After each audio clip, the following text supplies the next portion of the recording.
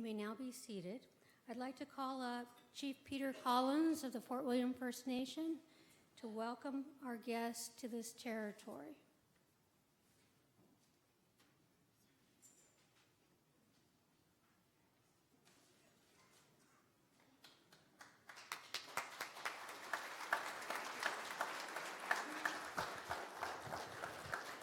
Good morning, everyone, and thank you, Dean Angelique. When I was looking at the agenda this morning, I was wondering where I was speaking, and we talk about reconciliation. You know, we're recognizing the territory you're on, recognizing the community you're going through. You know, as the weather is gloomy outside, I'd like to recognize the prayers of our elder, starting us off on the inside here in a beautiful way. It's always just nice to start in that process, and you know, it's also guides us in opening those doors and keeps us thinking in the right way. You know, and I want to recognize all of our ministers here. If I start naming you by name, it'll take me all day, right, Michael? And Billy, and Zimmer, and Bennett, and our minister, our regional chief, Isidore Day. I'd like to recognize the Grand Chief from Anishinaabe Development, Alvin Fiddler, representing NDP, Charlie Angus, Dr. Stevenson. It's always nice to come to be a part of any announcement that has taken place. But I look and I look at, we're talking about truth and reconciliation today, and it's a step that needs to take place, I think, as we move forward and we create a better place for our communities and for our kids in our communities. So there's a lot of work that we have to do, not only as First Nation people, but as partners in our community as we work together. And one of the things I spoke at yesterday is about building that relationship and closing that gap. You know, we're criticized day in and day out as leaders, no matter what we do, good, bad, or otherwise. So, you know, and we need to build that positive relationship with each other, the positive relationship with our community members, and a positive relationship with our cities that are next door to us or within our traditional territory. So there's a lot of work that we have to do. We've made great strides here in the city of Thunder Bay with Fort William. We now hang our flag and flies proudly on City Hall. So those are steps in the right direction to change the landscape for all of us as we move forward. So on behalf of my council, and behalf of my community members, the 2,200 I represent, I say welcome here. I'm looking forward to the announcement. I'm not sure what it is yet, but we'll see at the end of when they do the announcement, but I look forward to the positive things that are going to come forward. Again, on behalf of my council, I welcome you all here. Thank you.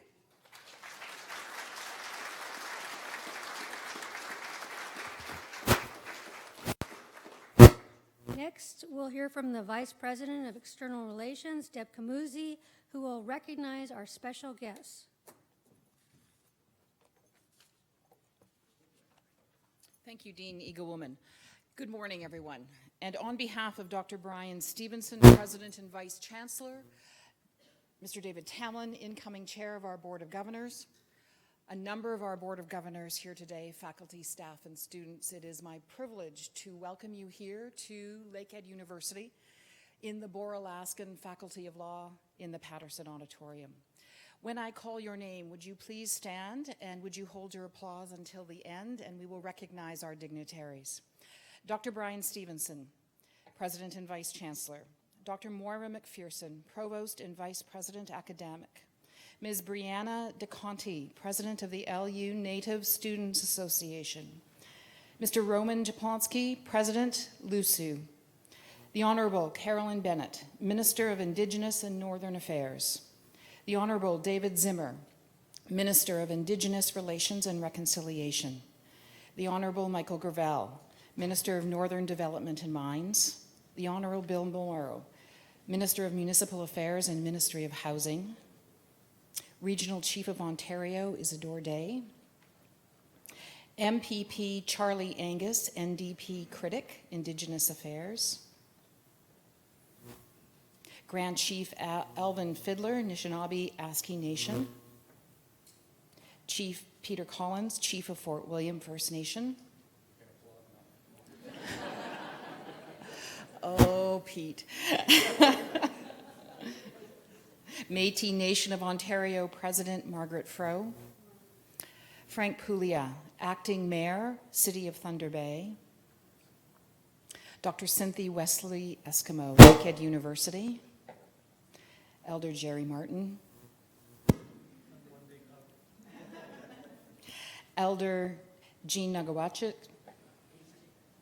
Najawajik. Sorry, Jean. Jean, where are you? Say it for us, Jean. There you go. There you go. Thank you. And also, could we please have a wonderful round of applause for everyone that I've introduced, plus our dear Elder Isabelle Mercier.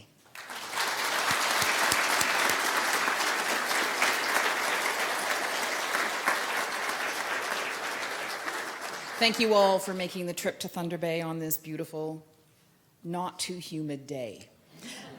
And so the air conditioning has been turned on, by the way. And so it is now my privilege to introduce to you our leader, our visionary, and the reason today is happening, Dr. Brian Stevenson, President and Vice Chancellor.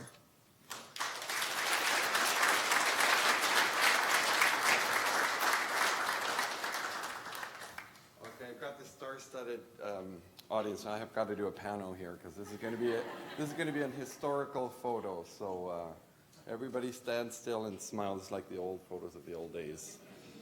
So that way I can have everybody, including somebody taking a photo of me. Okay, and then I'm going to do this.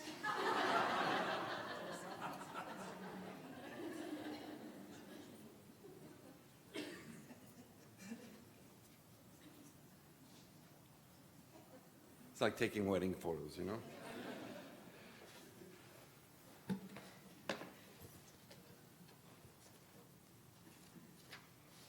Well, good morning. Bonjour. Ani bonjour. Wachiye. Kiniwia. Students, faculty, and staff, friends of Lakehead University, distinguished guests. Let's see, the spirits are telling me to go faster or slower. Welcome and thank you for being here for a very special announcement. Last December, as you all know, the Truth and Reconciliation Commission published its final report. Even before the release of that milestone report, which I believe is a watershed moment in Canadian history, Lakehead University had taken steps towards reconciliation between Aboriginal and non-Aboriginal peoples. We did so by becoming the first post-secondary institution in Canada to include an Indigenous content requirement in all our undergraduate programs.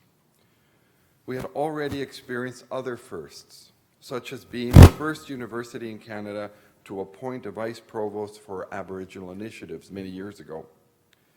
We have taken this leadership role in Ontario and in Canada, not only because 11% of our students self-identify as First Nation, Metis, or Inuit, but because we all benefit from having deeper understanding and respect for the diversity of our fellow citizens that come to our campus. This past June, we had the privilege to have the chair of the Truth and Reconciliation Commission at our convocation ceremonies, the Honourable Mr. Justice Murray Sinclair, now Senator Sinclair. During Senator Sinclair's remarks about the report on truth and reconciliation, he said, and I quote, "We owe it to each other to build a Canada based on our shared future, a future of healing and trust." Today, we want to mark our commitment to that future of healing and trust. In the spirit of that report and Senator Sinclair's words, I am very pleased to announce today the appointment of a role unlike any other at Lakehead University. To my knowledge, it is the first of its kind in Canada, and I cannot think of a better person to fulfill the responsibilities. Ladies and gentlemen, today I am announcing the appointment of Dr. Cynthia Wesley Eskimo as Lakehead University's Chair on Truth and Reconciliation.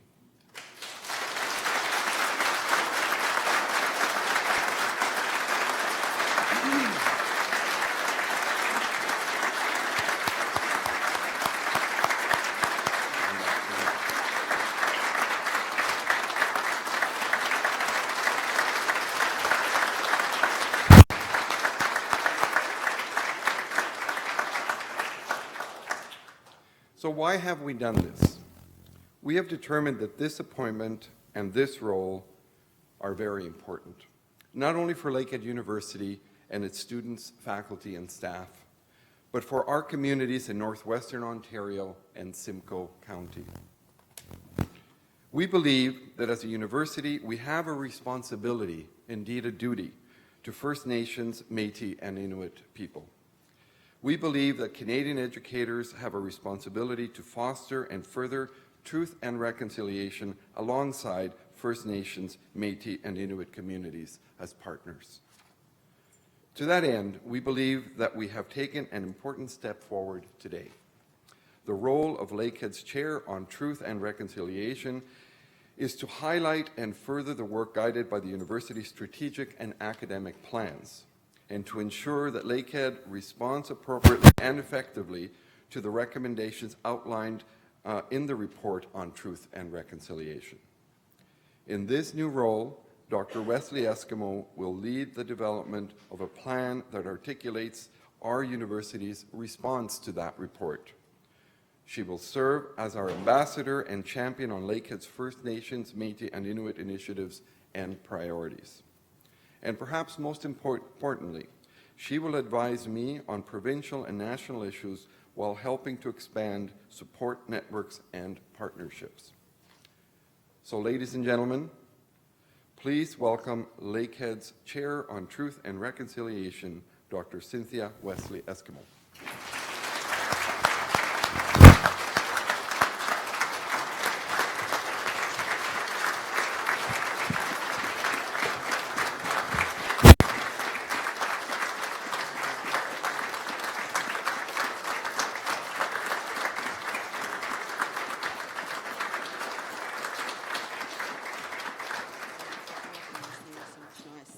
Oh, thank you so much. So I want to say good morning, and thank you to President Stevenson for graciously delineating the very clear and exciting pathway that Lakehead will be taking into the future, and we've agreed to walk together. I also want to thank the students who have come here today to witness the commitment Lakehead University has made to embracing and implementing the very essence of the Truth and Reconciliation process through the appointment of this chair and the implementation of the Indigenous content requirement this month. Today, we're confirming the need to create a process of reconciliation, that absolutely includes you, the students, and every other student attending this university from here on forth. You, the students of every background and every area of study, are the very reason we do what we do every day. I want to acknowledge the elders who have so willingly embraced and supported my presence over the past 3 years, and have come out to support our long-standing traditions, such as the fall harvest this weekend, which you're all invited to. In addition to our many attempts at finding new ways to engage students and their families over the course of each academic year, your support has been deeply appreciated, and your spiritual contributions always make our work shine that much brighter.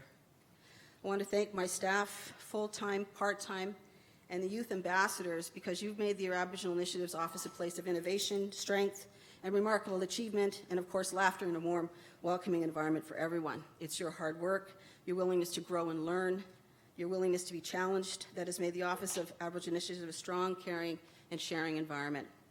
And not to worry, I'm not going to be very far away, and our work together will continue over the coming years because we're not done yet. That's right.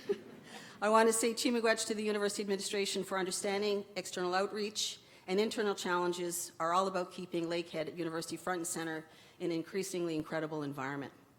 Indigenous peoples have only waited 600 years for the opportunity to influence the way education is delivered and to ensure the history of our peoples is fully embedded in the learning process of every student who walks through these doors. Kudos to you for being the first to take that risk and for leading others across the country into a remarkable conversation that will most certainly influence the well-being and confidence of this generation and the next generations of our students into the future.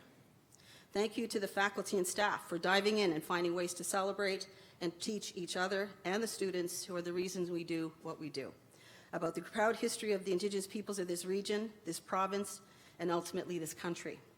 It's always tough being the first, but I believe the dividends that will return to us are going to be equally amazing and sustaining. The Indigenous peoples of this territory You have been patient, you have been determined, and you have gifted many of us with your strength and endurance in the face of much historic dismissal. This is definitely your time, and while we have much to do, it is my hope that this chair will contribute to everything you're already achieving and will stand strong in the winds of change on your behalf. It's been a lifelong goal of mine to change the face of Aboriginal Canada to a positive, and even if it's taken over 40 years to get here, I'm honored and delighted Lakehead has agreed it's time to move this particular mountain forward. To the governments that have attended to witness this appointment, thank you. It is you the process of reconciliation points most strongly at, and you, I acknowledge, who are already making your own efforts to ensure we are working together. I think those of you that are sitting here know it's not only words we're looking for, but clear, concise, and meaningful actions that will demonstrate a mutual commitment to deep and sustainable change past specific mandates. A challenge you must continue to adjust, just as Lakehead has determined their way forward will be bold and courageous through actions such as the Indigenous content requirement and the appointment of this chair. It is our intention to work with you and the Indigenous community and to support each other's efforts in making reconciliation a reality, not only here in Northwestern Ontario, but across all of Ontario and the rest of Canada. Reconciliation. It means many different things to many different people. To me, it means a better future for our students, for tiny tots living in remote and difficult to access communities, and a coming together of minds and efforts to create and solidify positive change for every child, mom, dad, and community member who has not only suffered, but is ready, as he's deceased now, Elder Fred Wheatley once said, you have to live in the world in which we find ourselves, with a conviction that the time is now to push hard for positive change. Now, while we have a province and a federal government who have said yes, and need the kind of input and direction only we can offer to make a new kind of reality emerge. What an opportunity those of us sitting in this room collectively hold. We each have the power to decide, to choose to walk together, to put down our past grievances and to embark on new possibilities. We can also choose to influence those who are not here and to make a conscious difference in everything we do and say from this time forward. The past doesn't go away, and I'm not suggesting it should. I am suggesting, however, that like the message the peacekeeper brought the Haudenosaunee almost 1,000 years ago, it's time to lay down our weapons, our distrust, anger, and our frustration, even if only so we can meet on mutual ground for the time we have before us, so we can embrace possibility, gather necessary data, learn to share resources, monetary and otherwise, and do our very best to create the kind of relationship we all can be proud of. Miigwech, I'm honored to be here today and to share this commitment with you. Thank you.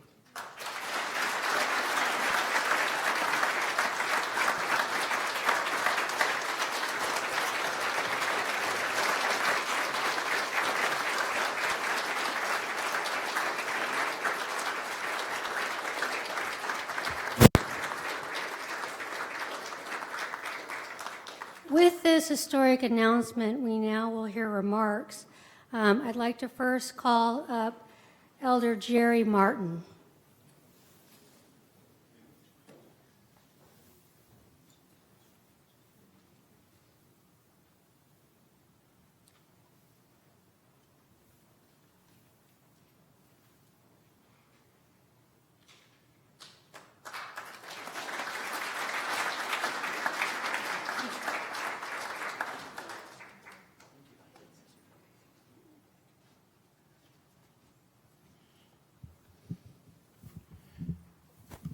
Bonjour, wache, sego, oshte.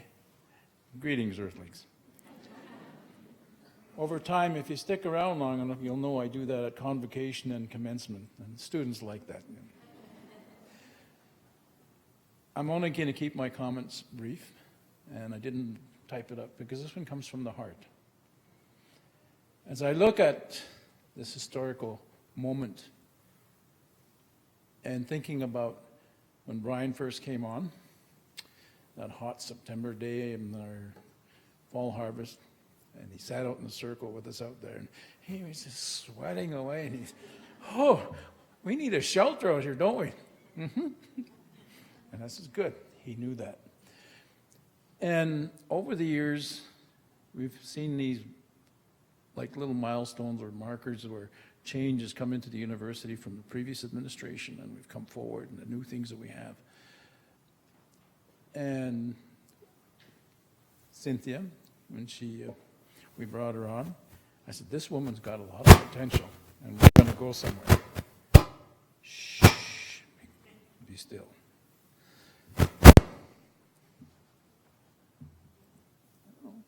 Anyways, and she came on and we started. And the Truth and Reconciliation. How many of you remember where you were when the apology was made?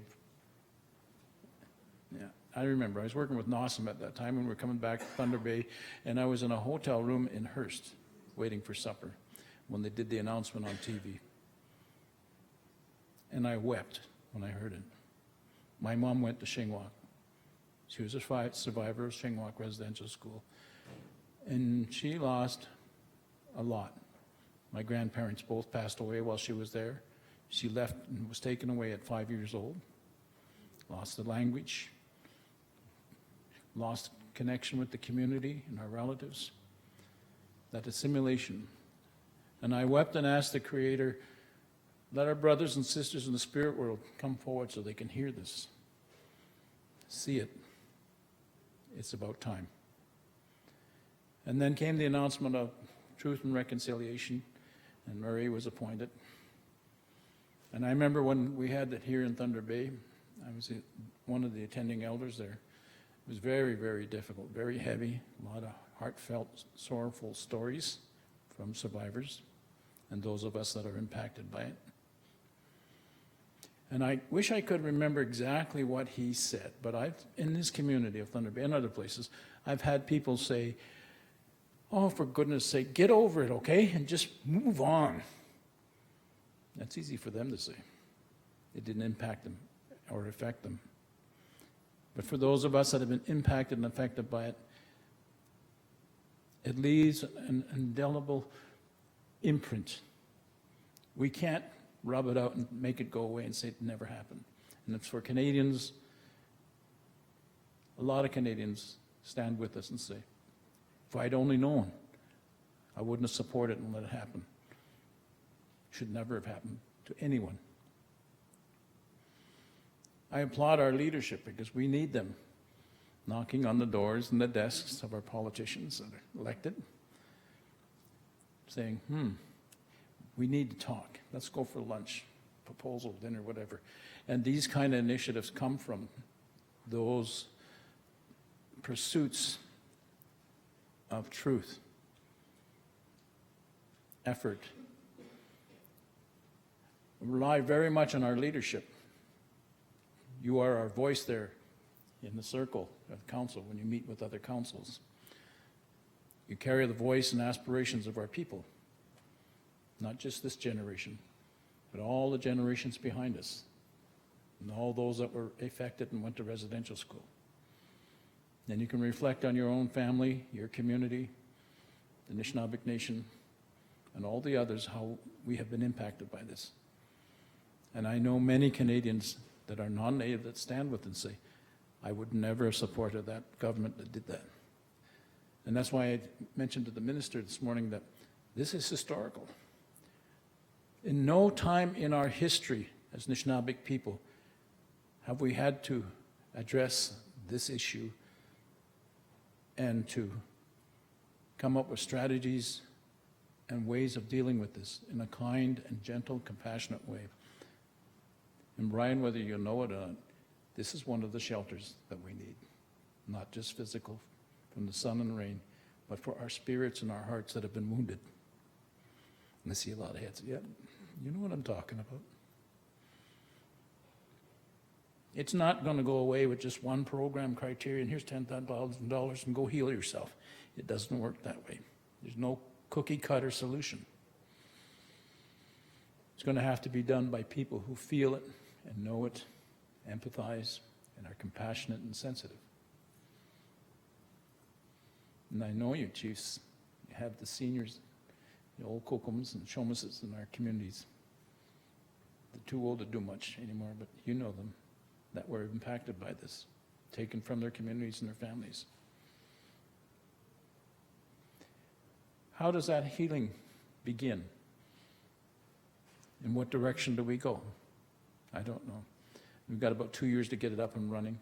And I've been telling our students in the last week or two when I've been seeing them, yeah, we'll get it started. My generation, we'll get it up and going. But it's your generation that's going to have to follow through with it the next 20 and 50 years to see that it follows through and it happens. And we have resolution to those issues that we're going to address. You're going to be there in support of our leadership. And some of you may become our future leaders to address at the personal level and the community level, what does that healing look like? From this institution of Lakehead University, I have never once heard any staff, faculty, or students say, oh, just get over it and move on, okay? I have not heard that. I have heard it in the community and other places. It's very easy for them to say that. But I know that Cynthia is sincere. She has pursued this, and we worked on this, and she's an excellent person to be leading us forward. We can't say, oh, well, she's not from up north here. She's not from our treaty area. No. Nishnabekwe, Amu Kwe, the bee woman, that's Hawaiian word first. And she has a good connection with nature that way. We're going to need that. And for you young students, I hope I can stick around at least for another 20, 30 years to see what you inherit and what you do with it. And for our leadership currently, I say thank you for all your efforts and what you're doing. For the ministers that are being supportive and listening, I've talked to you for a long time, Mikey. I hope to do it. And your responsibility and response to us has been very positive and encouraging. And for those spirits in the spirit world that are listening, I hope you're encouraged by it also as we move forward, one step at a time. Miigwech, Wawishina.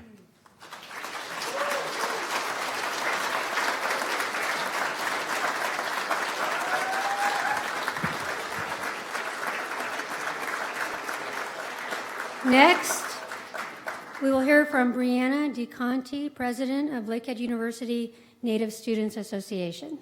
Brianna?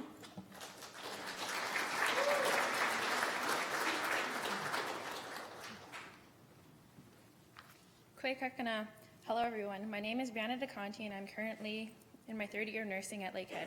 I'm also the president of Lakehead Native Student Association.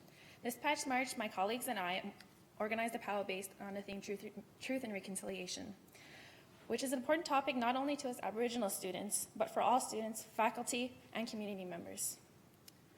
In addition, this topic is also utmost importance, especially here at Lakehead University, because of our university's mandate in improving Indigenous learning for all students. Lakehead Native Student Association took it upon ourselves to incorporate Truth and Reconciliation theme into the powwow because it is an important part of our history as Aboriginal peoples and Canadians. The legacy of residential schools has hindered our growth as people, culture, and community, and such a topic needs to be spoken about, especially in school. And by organizing a powwow is an excellent example of incorporating a beautiful part of our culture and education is about residential schools and Truth and Reconciliation. With that being said, I sometimes find myself frustrated at the lack of education and comments coming from post-secondary students and regarding intergenerational effects of residential schools. This was also a motivating factor to showcase our education about our history with our powwow. With the powwow being open for anyone to attend, it was a great way to open to a larger Lakehead community and beyond to introduce a healing atmosphere with one step closer to truth and reconciliation in a positive manner. As we all gathered to celebrate life and to come together and to sing and pray and dance, we thought about the importance of those who attended residential schools to honor them, their families, and to the children who never made it back home. On a personal note, I have overcome my own struggles with residential school. I am an intergenerational survivor. My father attended residential school, so as an intergenerational survivor, I started to understand the importance of truth and reconciliation. I used to wonder why my father was absent and had difficulty showing affection, but through learning, growth, and perseverance, I understand the direct and indirect impacts of residential schools that have played in my life. Throughout guidance of elders and learning through truth and reconciliation, Commission of Canada, I understand more about the repercussions are for residential schools and survivors and intergenerational survivors. I pray not only for my father, for myself, our family, and for other survivors who continue their healing journey. I am on my path of healing from my experience, and I know in my heart that through the steps being taken towards education on Indigenous learning and truth and reconciliation, we are all on our way. Chimigwech.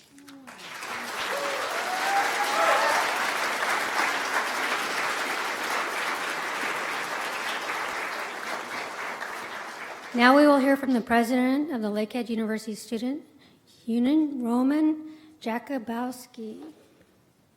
Roman.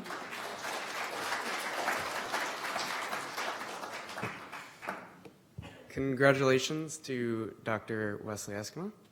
I'll start by saying that. I wasn't entirely sure what to say today, but here goes.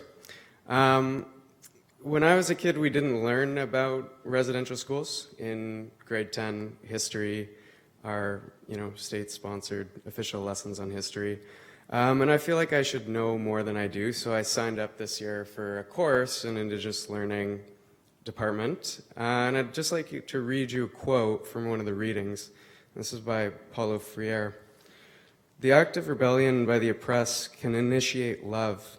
As oppressors dehumanize others and violate their rights, they themselves become dehumanized. As the oppressed, fighting to be human, take away the oppressor's power to dominate and suppress, they restore the oppressors to the humanity that they had lost in the exercise of oppression." I think that reconciliation is important for students at Lakehead because it's about love. Indigenous and non-Indigenous people coming together to introduce more love into the world. I think a really good example of that was the Truth and Reconciliation canoe that was built in the Aboriginal Awareness Center, assistance from Aboriginal initiatives last year, that's now hanging in the Agora.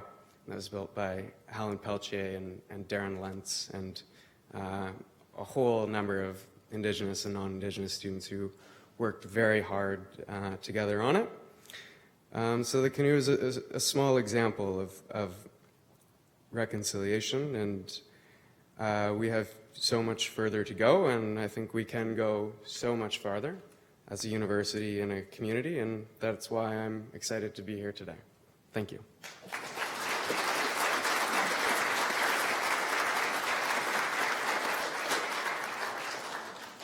We'll now hear from the Regional Chief of Ontario, Isidore Day.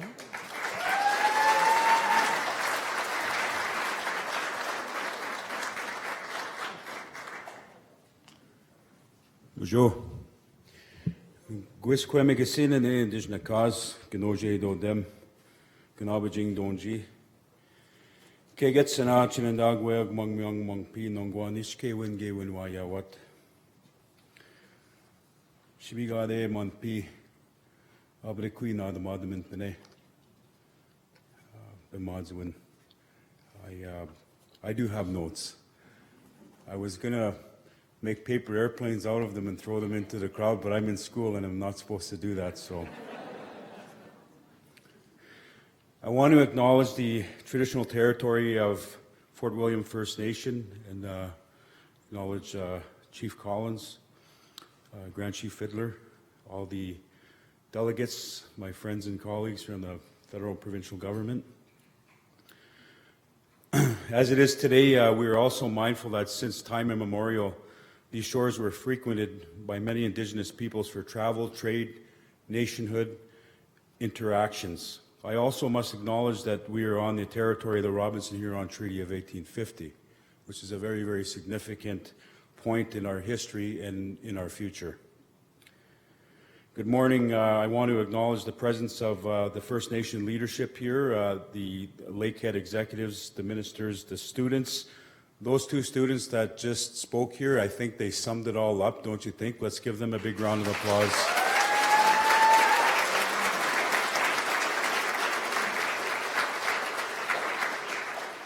I want to acknowledge the student body here, the guests, and you, Cynthia. Thank you for the invitation to be here. And on behalf of 133 First Nation chiefs in Ontario, I want to thank you and acknowledge your efforts.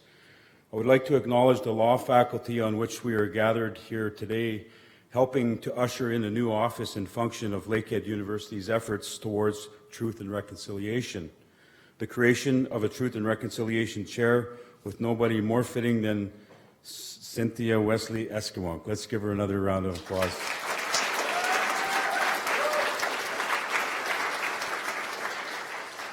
Huffington Post describes this. Her research and academic writing is directed towards understanding and the continuation and transmission of unresolved intergenerational trauma and grief, primarily within the Indigenous community of Canada. To that end, I not only applaud Lakehead University for your insightful decision to install such a capable educator to this important post, I turn to the student body, the leadership and the citizens across this country that seek to know more about reconciliation. Today is a great day to celebrate certainty and capacity towards enhancing higher learning. Today, a good choice has been made for reconciliation in Canada. Allow me to provide some context, input, and suggested ideas to this very important discussion of truth and reconciliation. Most importantly, above all, we can never forget that in any of this, as it pertains to the TRC and the 94 calls for action, we must never forget the ongoing need to engage, provide space for the Indian residential school survivors to continue to tell their story, to provide their say, and to ensure that they continue to sanction any major shift in the discourse and the building of reconciliation and repairing Canada's identity and this country's social fabric as it relates to First Nation people in this country. I've been asked to share some thoughts about how we might consider proceeding and what is important in terms of truth and reconciliation, and what this might further mean to priorities and relationships. Because as many of us know, Cynthia says, and I heard it in her speech, there will be action. So I've come here today prompting just that in what I'm about to present. Here are some things that we discussed and some ideas that we may consider. We're going to need to continue as partners in change to examine the layers of impact. First of all, as I indicated, we must ensure that Indian residential school survivors are directly part of the process and that this is not something that is done without them. This is their work, this is the strength, this is the hardships that they had endured through the testimonies.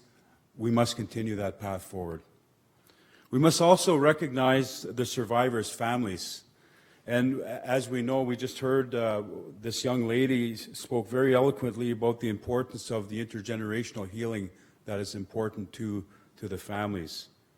Next, we must also ensure that the family, the First Nation community as a collective, and as well the multi-generational reverberations of Indian residential school policy that had devastating impacts to all of those individuals, the families, the communities, and essentially the country.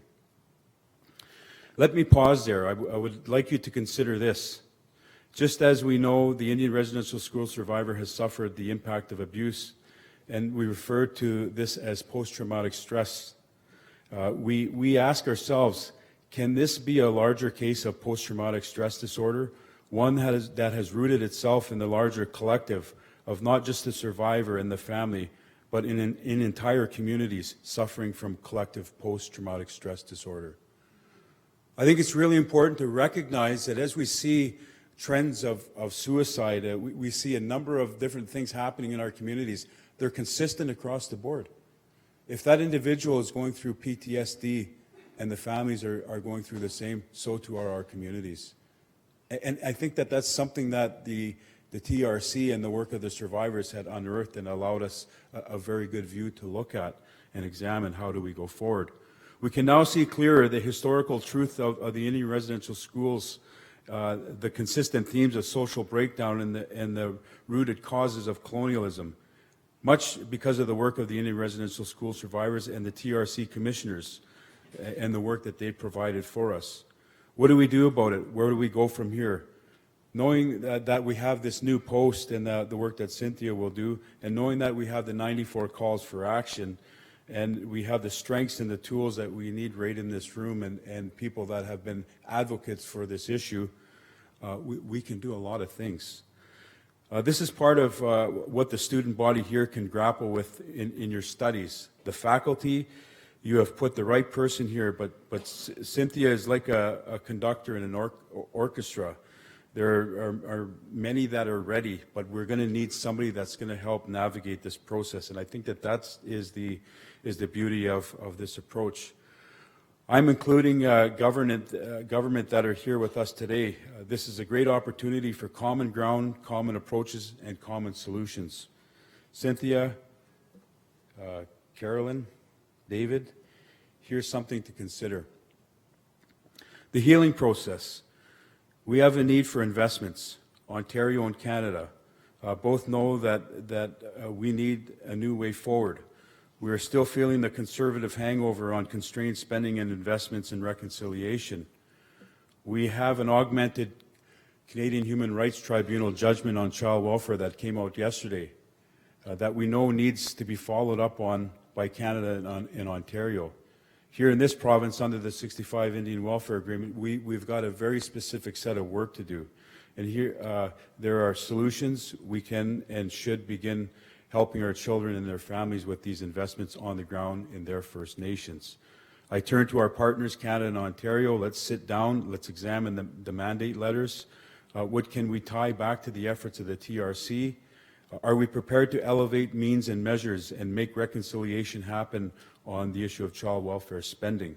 Cynthia, your input is certainly going to be welcomed, and I think we need that guidance. I think we have two willing partners. Let's make that happen. Our First Nations are still waiting for the removal of the 2% cap. Canada can provide an arbitrary increase of 5 to 7% in base funding of education, health, and band support. And there is no need to study or create models for consideration. Base funding is straightforward funding. It's a mechanism in our First Nations that we well know. We could sit down at the table and make that happen. So Minister Bennett, more funding in our communities means more opportunity in education, health, social programs. Increased base funding in our First Nations definitely reconciles the grinding impacts of poverty in our First Nations. And I just want to note that in the news recently, we've seen issues of poverty and food security. We also seen a study come out that said the 2% cap was directly responsible in impacting the rates of post-secondary students coming from the post-secondary cohort into, the secondary cohort into post-secondary. So we know for sure the impact's there, and if we remove that 2% cap and put base funding in place right now, increased in post-secondary, I think we're going to make results happen. Let me touch on one very important component that I think is getting left out. As a matter of fact, in recent months, in reviews and analysts examining the movement of the inquiry process of missing and murdered Indigenous women and girls, some are saying one aspect that must be scrutinized and taken into account is the Indian Act. This is a very, very important piece, and why I think it's so important that students are here listening to this. Friends, we are truly getting closer to having all of the colonial culprits corralled so that we can truly begin to reach decolonization. But allow me to throw this concept out there for consideration. It's a term that I refer to as de-entrenchment. It simply means that we must de-entrench colonial institutions, policies, and imposed value systems on our peoples, communities, and as a result of colonialism. We need to take time to examine where we've been, where we are at, and where we want to go. Cynthia, that's your new role as the conductor of the TRC chair at Lakehead University. A quick historical context point. We had the Royal Commission on Aboriginal People released in 1996. The Commission looked at self-government and the well-being of First Nations in Canada. That was 20 years ago. 20 years later, we see the Truth and Reconciliation Commission's report on Indian residential schools. This report looked at the people aspect and the need for a major movement in healing. Perhaps taking the Indian Act, Indian residential schools, and all Indian policies in between, and truthfully examining the colonial configuration through the lens of reconciliation is a good starting point. It's certainly exciting, and I commend Lakehead for making this leadership move. I think it's a great opportunity for all of us. I'm glad to be here in the company of the my federal and provincial colleagues, and I want to take this opportunity to extend to both of you an invitation of welcoming us to the federal family table to discuss a way forward for First Nations in Ontario. Cynthia, the faculty, as well as Canadian and First Nation citizens would benefit immensely from our willingness to target plans and look forward to a collective approach to reconciliation.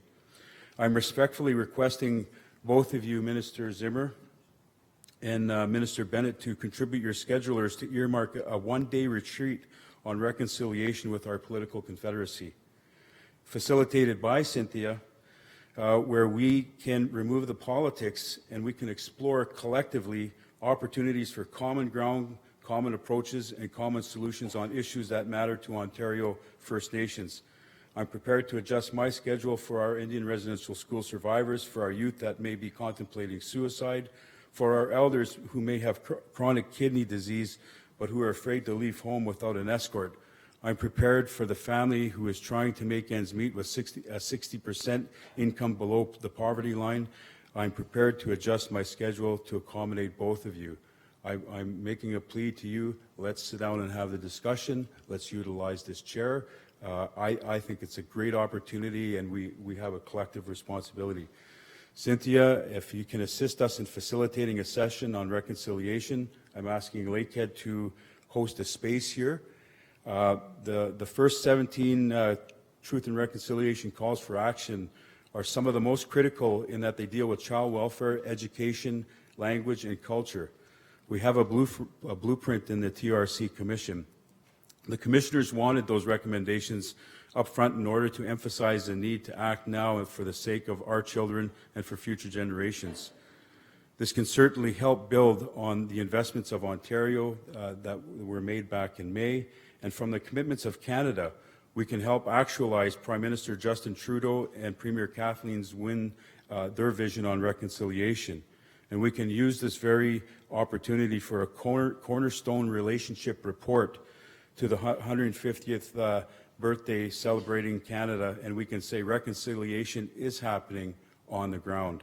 Most importantly, I think this opportunity can give recognition and life to the vision of our Indian residential school survivors, those that have passed on, and to the TRC commissioners who left a gift for us, an opportunity for victory, healing from Canada's darkest legacy. Friends, we have an opportunity for real change. Let's move forward after today. Miigwech.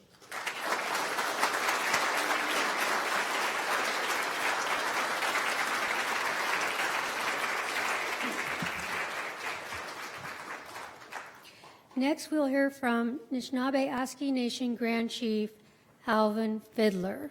Please join me in welcoming him.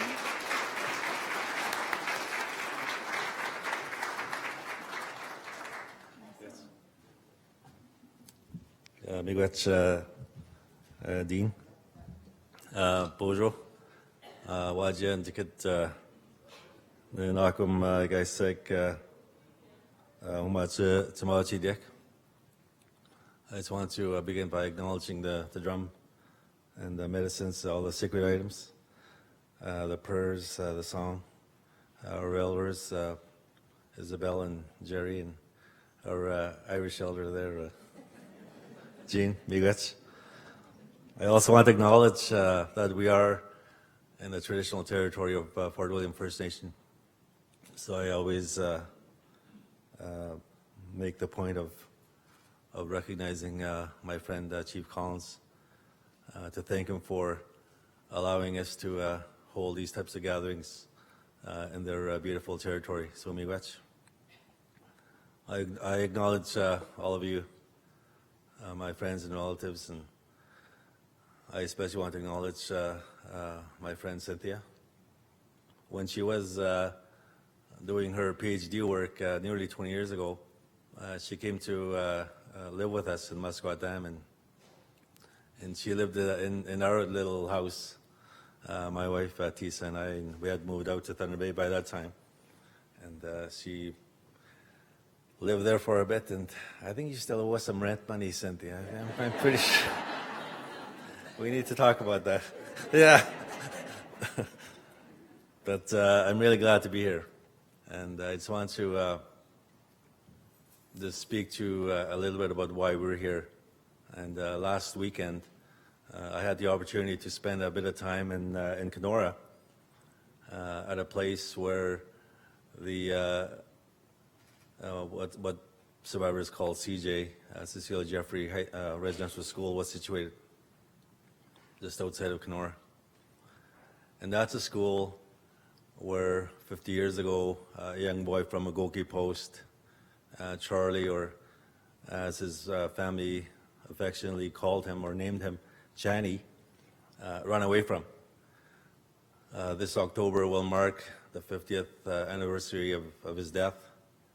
He was found along the tracks, I think about 65 kilometers west of or east of Kenora, trying to find his way back home to Agoki.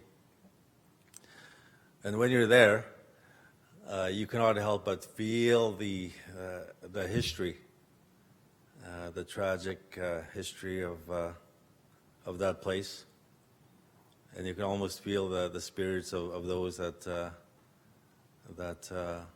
did not make it back home, including Charlie. And while we were there for a bit, probably about three or 4 hours, and the whole time almost the whole time we were there was an eagle that sat and watched us from a tree, from a distance, and it was amazing to be a part of that whole experience, because to me that's what reconciliation is for us to go back and learn more about what happened, to learn more about the history of why we are talking about reconciliation today and what that means and what that should look like. So I congratulate Lakehead University for making this very important announcement and appointment, and I couldn't think of a better person to receive this honor, to chair the TRC and the important work that needs to happen here, not just in the city of Thunder Bay, but the whole Northwest part of the province. You probably heard or saw some of the media reports even this week coming from the city officials, from the Thunder Bay Police, on the state of relationships, on the state of relations between our community, the Indigenous community, and whether it's the police or the mainstream society, that the work and the challenge that is before us is so great, and it may even seem daunting at times, but we need to do it. So I welcome you, Cynthia. I look forward to working with you, and I look forward to working with the whole Lakehead community and making this reconciliation a reality, and it's something that we all need to do. So again, miigwech for inviting me here.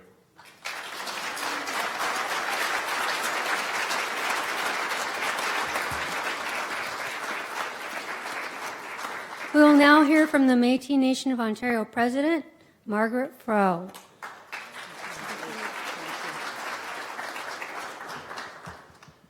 Adine, bonjour. Wadier. Tanshi, kia matin. I want to start by acknowledging the territory that we're on and thanking Chief Collins for the welcome into the territory. I also want to acknowledge the historic Métis community in this region.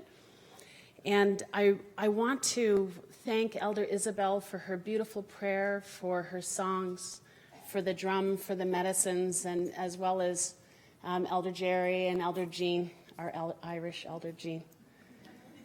It's so important that we start things off in a good way. And I think that particularly conversations like the one that is starting today, this really is the beginning, I think, of a larger conversation.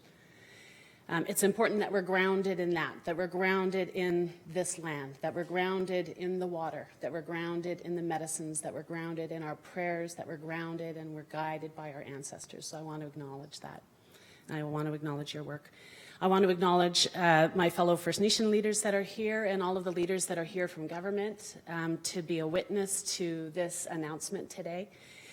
And I really want to acknowledge President Stevenson and all of the leadership here at Lakehead for what I believe is some great leadership that has been shown historically and that is being shown today in today's announcement. So I want to acknowledge all of the Lakehead leadership. And I really want to acknowledge the students here at Lakehead, and in particular, these two students that spoke here this morning. You spoke beautifully.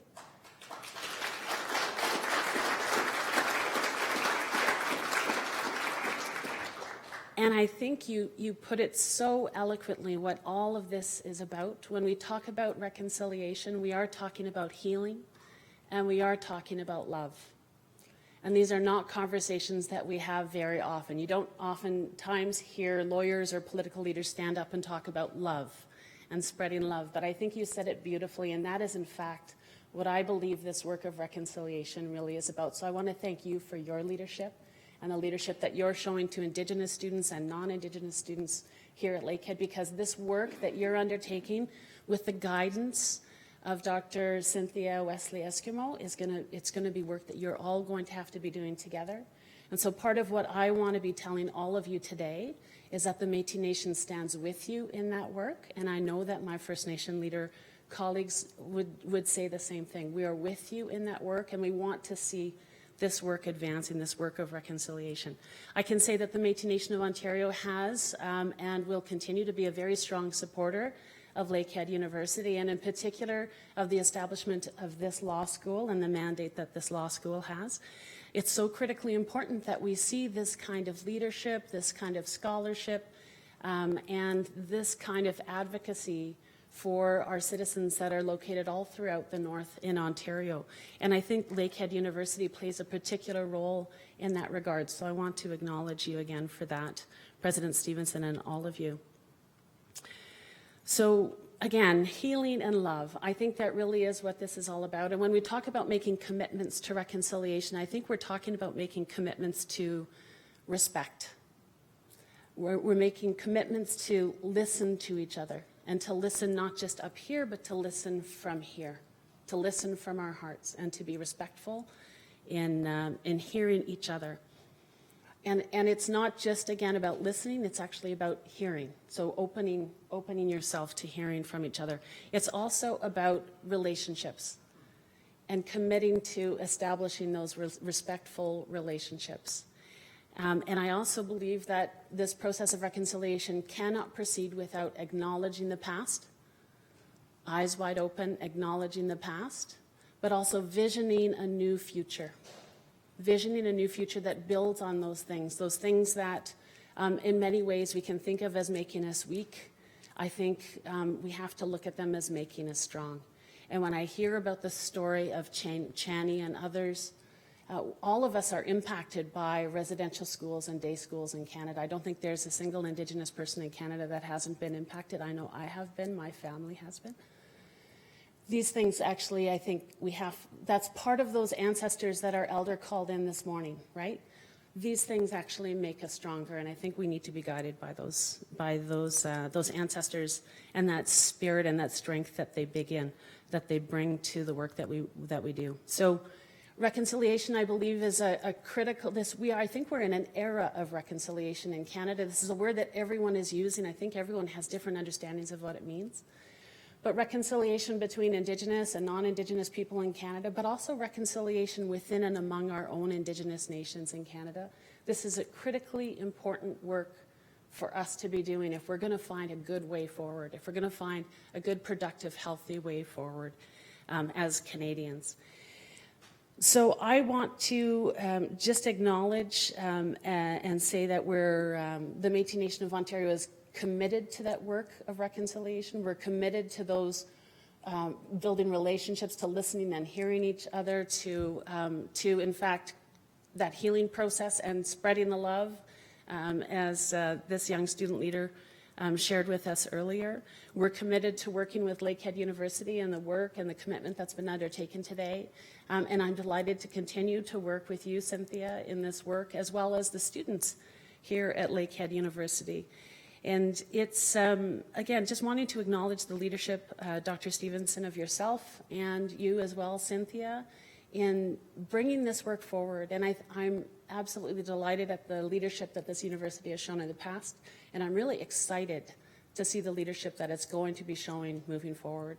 One of the things that I think is really important to acknowledge is that this is not, as Dr. Stevenson explained it to me, this is not a research chair. This is not someone that's going to sit back and study the issue. This is an advocacy chair. And so when we think back to the Truth and Reconciliation Commission and the work that those commissioners did and the burden that they took on in listening to those stories and sharing with us that final report, and in particular those 94 calls to action, this chair, as an advocacy chair, is all about just that. It's all about action.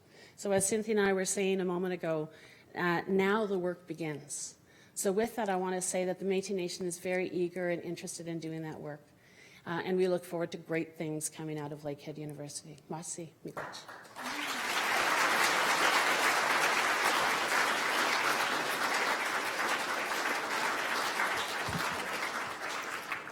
We will now hear from the Honorable David Zimmer, Minister of Indigenous Relations and Reconciliation. Minister Zimmer.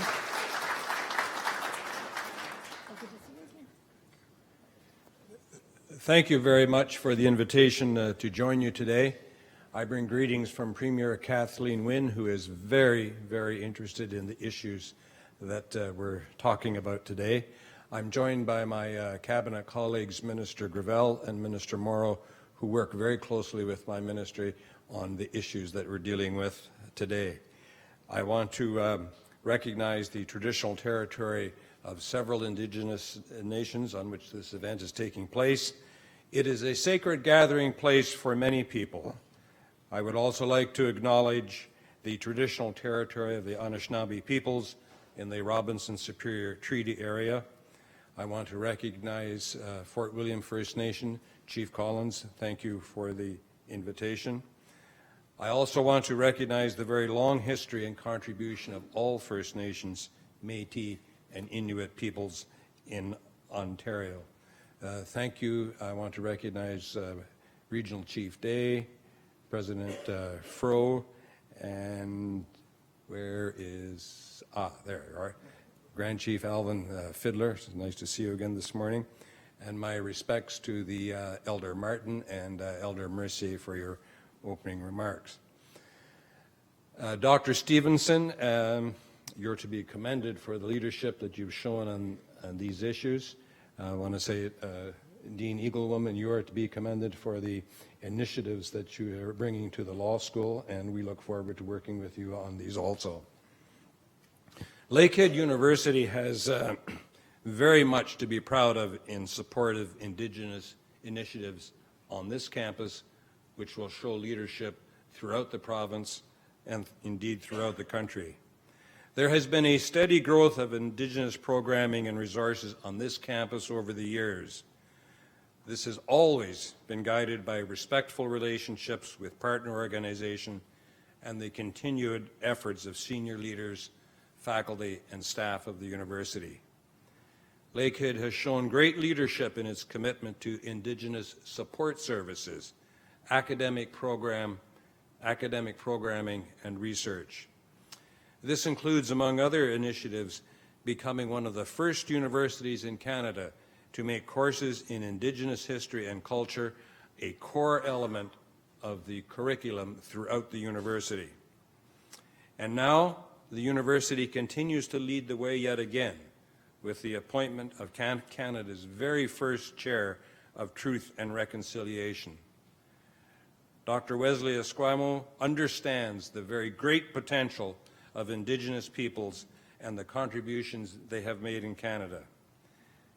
Herself, an intergenerational survivor, an Indigenous historian, a teacher, her work engages peoples all across the various spectrums. She brings them together to have an honest conversation about history, contemporary issues, and above all, the path forward. The Truth and Reconciliation Commission's final report shone a light on a very dark chapter of our history. But reconciliation is not just about what happened in the past.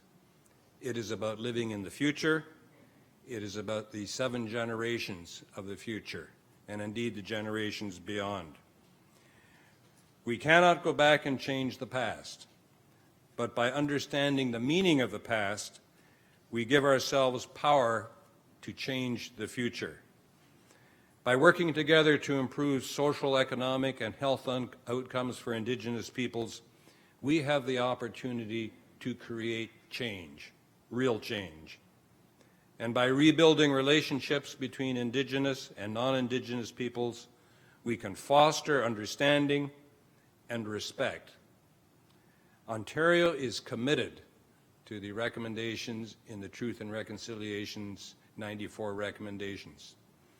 We put action behind words of commitment. Together with my colleagues, Minister Morrow and Minister Gravel and my other colleagues and the Premier, Ontario has set aside $250 million to address the 94 recommendations in the Truth and Reconciliation report. That is commitment, but it is also action. We are committed to walking this journey into the future together. So again, I want to thank the university. I want to congratulate the university for its tremendous leadership. I want to thank all of those involved in conceiving of the idea, and above all, executing and delivering on the idea. Miigwech, thank you.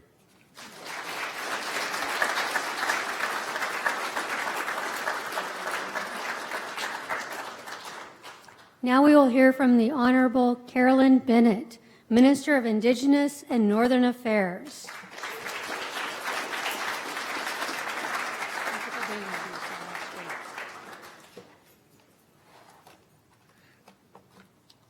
This is an exciting day, and merci, miigwech, nakamik, merci, masi cho. Particular thank you to the elders for the drum and the smudge and the sacred objects, but especially the prayer and the very wise words. As always, we began in a very good way today. It is it's an honor to be here with you on what was, the elder said, a historic day. To be here on the traditional lands of the Anishinaabe people, and thank you, Chief Collins, for welcoming us here at the Fort William First Nation. But to be here with Regional Chief Jay and Grand Chief Fiddler and President Fro, the ministers, my colleague from the House of Commons, Charlie Angus. This is a exciting time, and I think I share the views of so many people here. To listen to the students today was just an act of reconciliation. To see what you're doing here on this campus as an Indigenous and non-Indigenous student, you are living this every day, and that's where we know we've got to go. So, Brianne and Roman, thank you. That you have set an amazing example for the work that Cynthia now gets to do with you. We're gathered here, excitingly enough, to celebrate an accomplished scholar, a tireless advocate, fearless, I would say, but good friend, Cynthia Wesley Eskimo. I think most of you know that for many years, long before I was Minister of Indigenous and Northern Affairs, that Cynthia has been a support and inspiration in all my work.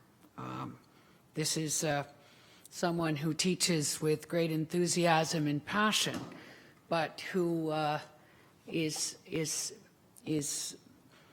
fearless in the way that she knows that reconciliation must look and feel, which means two sides to it.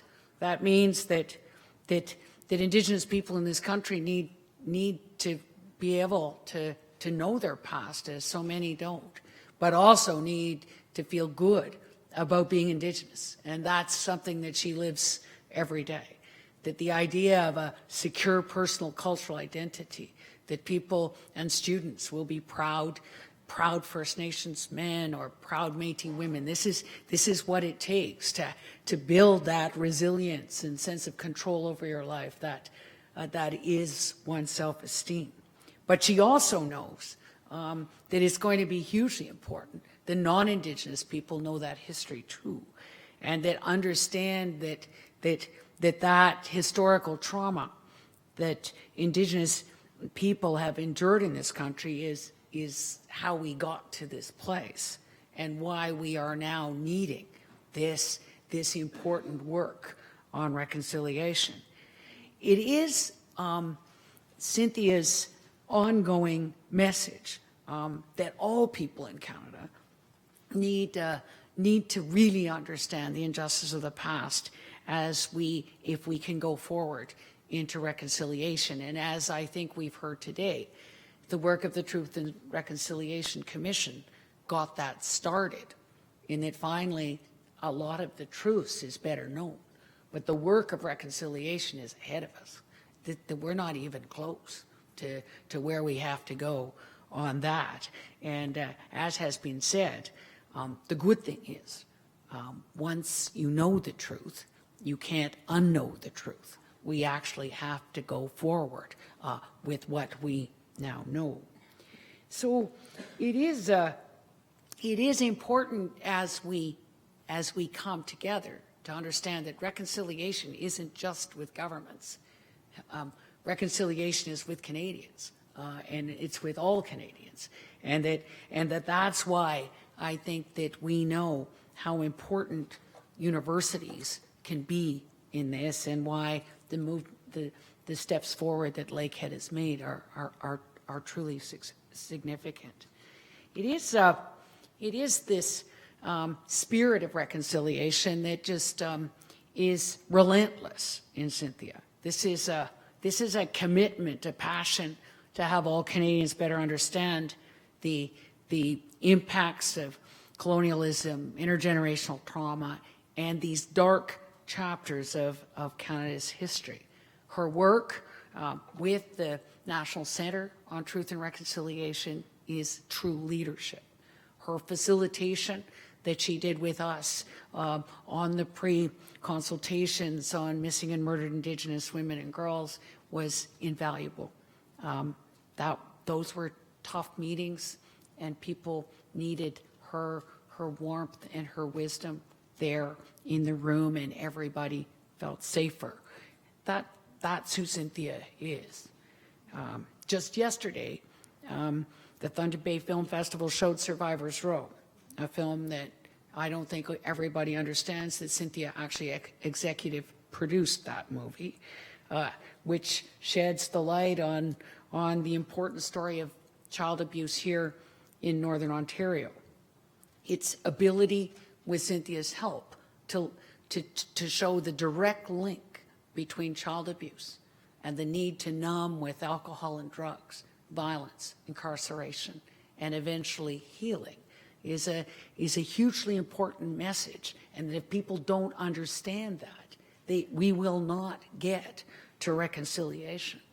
And so I also want to acknowledge our friend, our mutual friend, Daniel Rohr, who's joined us today as the director of Survivor's Row, because he's been somebody who's been instrumental in getting that story out. But I also think that Daniel is here also to personally attest to the individual reconciliation that happens to each of us as you sit at Cynthia and Steve's counter in the kitchen and actually learn from the best. It is something that I think as an MP, you think if every Canadian could sit at Cynthia and Steve's counter, that we would be well on the way to reconciliation. It is about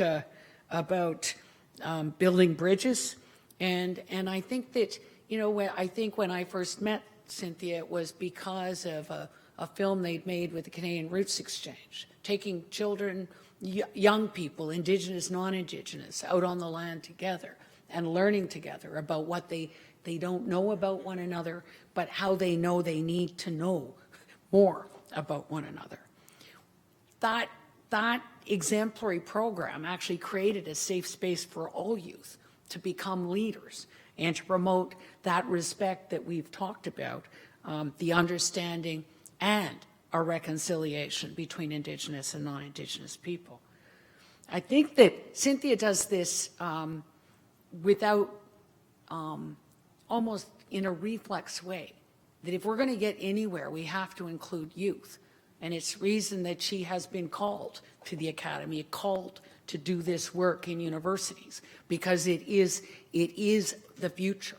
That this is, I was in Iqaluit this week where 50% of the population is under 25. This is not, and as the Prime Minister says, this is not about the future of this country. This is the present of this country. And that we actually need to make sure we're listening to the present, and that the present is exposed to the kinds of deliberations that we're taking and the decisions that we're making.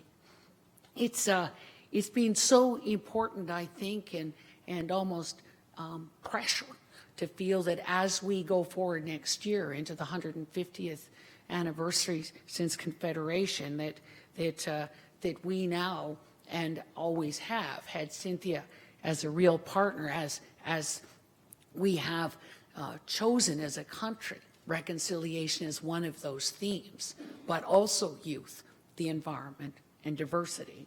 And so it is hugely important as we think about how we go about next year. How do we listen to Cynthia and people like Cynthia to make sure that we get this right in the kinds of including young people in everything we do as we go forward. And I think that I think Minister Zimmer would agree that we were channeling Cynthia at the last the Indigenous Ministers Forum, where we said, how about next year we all bring 2 or 3 youth with us to the ministers' meeting? And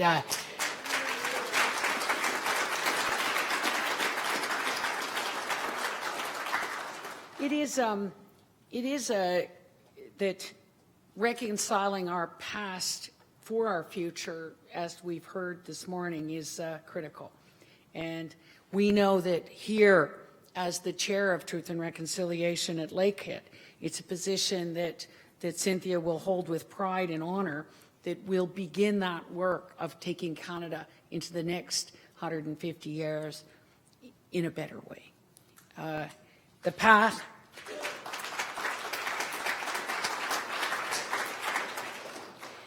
of reconciliation is before us, as we've said. It is, as we've heard this morning, it's a path that begins with healing, and one that has to ensure that future generations are healthy and strong. And we know that Cynthia is an amazing person to do this. But healthy and strong also means the healthy and strong for the non-Indigenous youth too, where they understand there's no place for racism, there's no place for sexism, that this isn't okay to be unhealthy as a society unless we each pull do our part to eradicate these things that are in the way. And I think, as we've said, Cynthia is the person with the intellect, the passion, the strength, the determination, but also the sense of humor to get us there. The Indigenous sense of humor is a healing medicine, I think, and sometimes it's extraordinarily needed, and times that as a physician I would like to prescribe urgently. I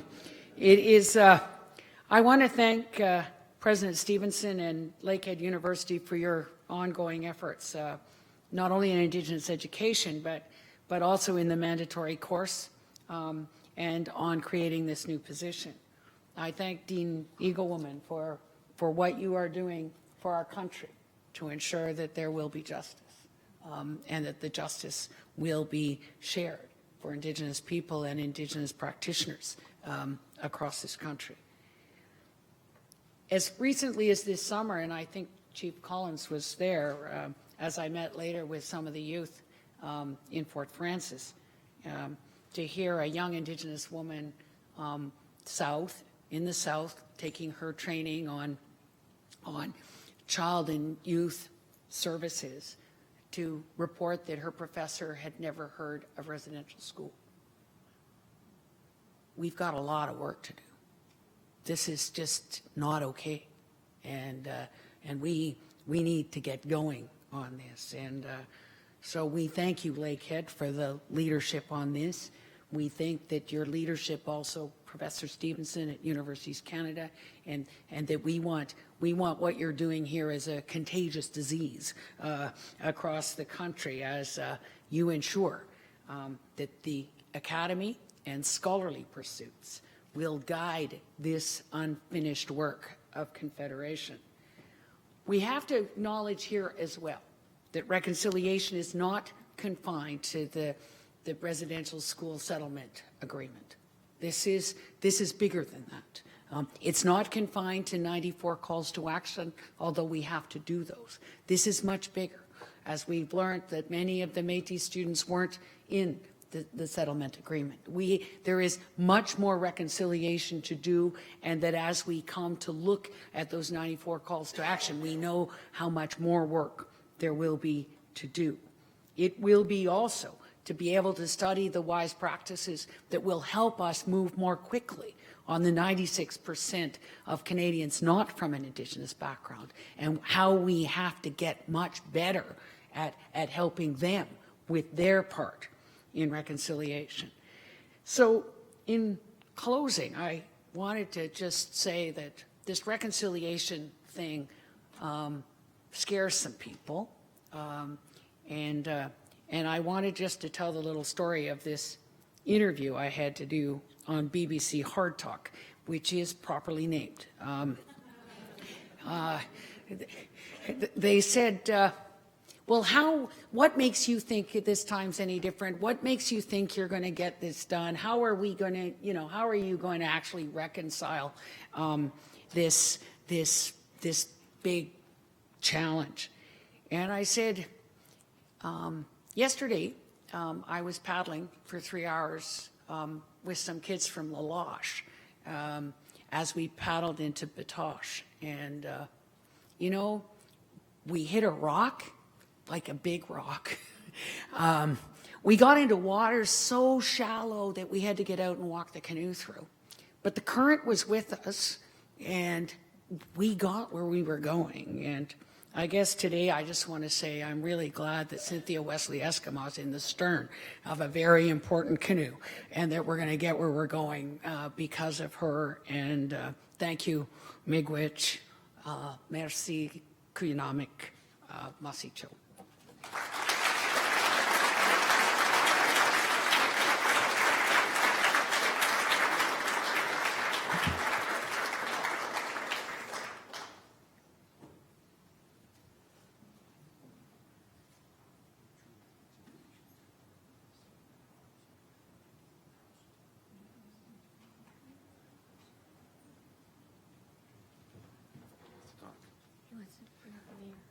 Please, go ahead. Yeah. What do you want? Yeah, go ahead.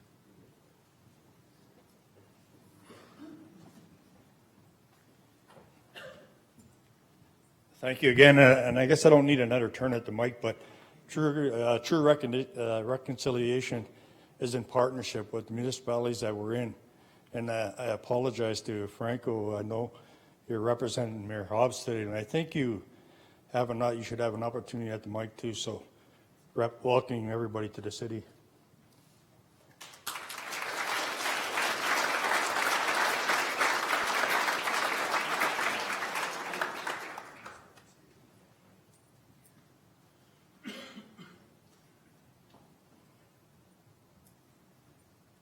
Good morning, everyone. I wasn't prepared to speak, so I don't have any notes.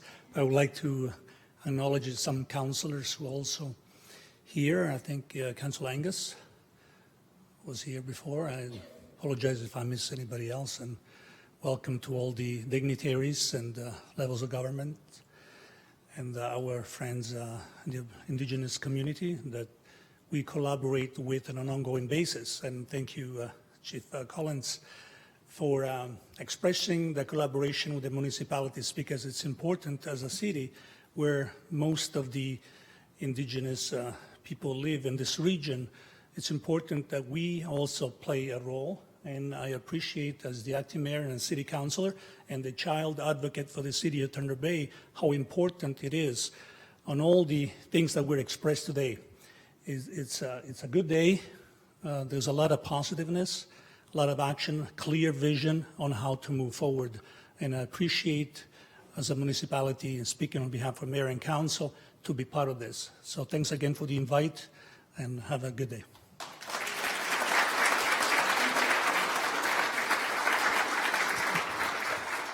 So now it's my honor to introduce a phenomenal woman, a strong Indigenous educator, and for the first time, Lakehead's new chair on Truth and Reconciliation, Dr. Cynthia Wesley Eskimo.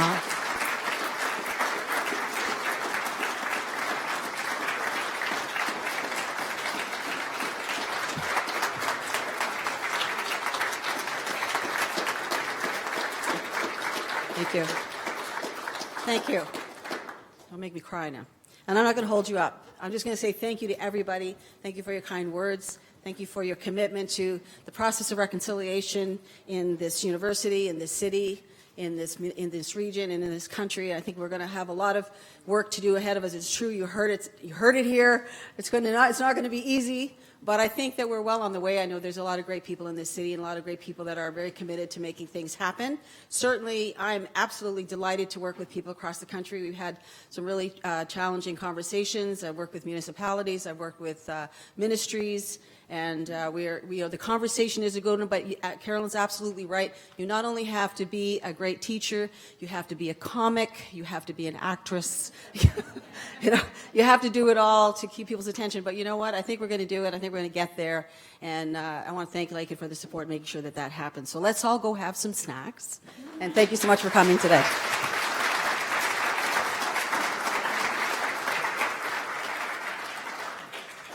I have a couple announcements, and then we'll have our closing prayer. So after our closing prayer, I would like you to participate in the reception in the back of the room to enjoy refreshments. And I invite the media to participate in interviews in the moot court room. So I'd like everyone to stand as we have our closing prayer. Elder Jean Noajijic will come and give us our closing prayer.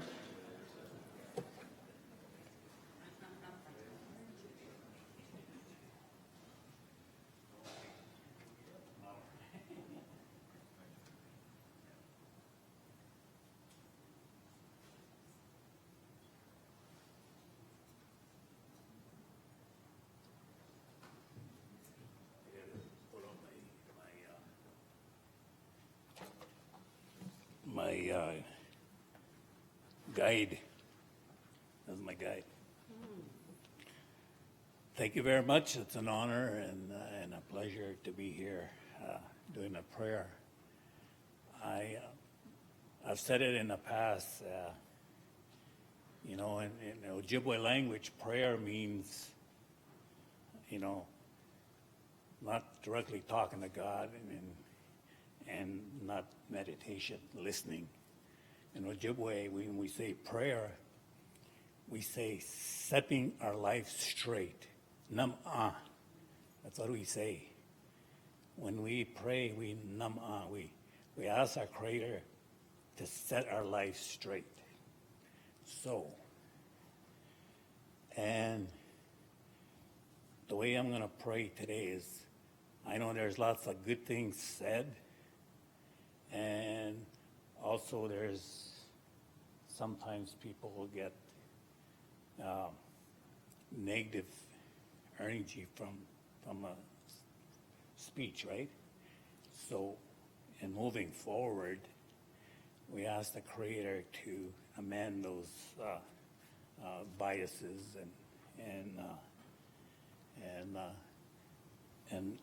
as we journey out of here, we travel, I'll pray for safety, that each and every one of you get home safe. We always do that in closing prayer. So my Indian name is Little Bear, and I'm from the Robinson Superior Treaty. The signer of that treaty is Mishimko, the Great Bear. So I'm just a little bear. So I'm a direct link to that treaty. I'm proud of that. And my brother here is also connected with that treaty. So, and it's been an honor. I want to tell one story. I had a dream there last week. I was standing in front of people, and this elder came from my right. And then behind him, there was a big bear right behind him. And he spoke to that bear, and it came towards me. Eh? He says, "Don't be afraid, you know." I'm just thinking maybe that was the great bear visiting me to be able to say a few words to you today. You know, those are the kind of things that I believe in, I grew up in, and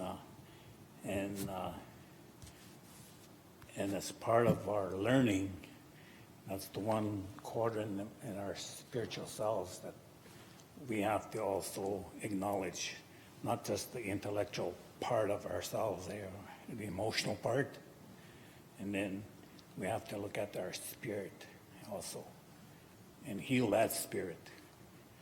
You know, I was in residential school myself, you know, so I know the direct language that you guys speak about. So and every time I heard those messages, there's a certain amount of anger that comes up, eh? Especially the acknowledgement, you know. I didn't know there was a plan to destroy me, that kind of things, you know. So there's lots of work to be done, you know, and my relationship with my family. A lot of it is not well. There's a lot of chaos yet. So those kinds of things that we have to. And I know Cynthia, sitting on the committee, elders committee here at the university, and I've seen her in action. And I know she consults the elders in the university, and I also know that she consults other elders, you know, to do her job. And that's, you know, a great thing to do, you know, if you're working, you know, with people that are affected. You need to have consultants to tell you, you know, what's your next move. I'm getting emotional. When we get to the Mushonis, Makons, the Shinakas, say my poor keep monak, Nanak dog mission, Nanak dobum, the Noimagnak, which key and more fags. Jibaga what Mushonis, Wabanung, Shawanung, Nagabi nung, Kiednung, Nanak dog mishnam, wo any more, Jamaja, Chimigwich. Thank you.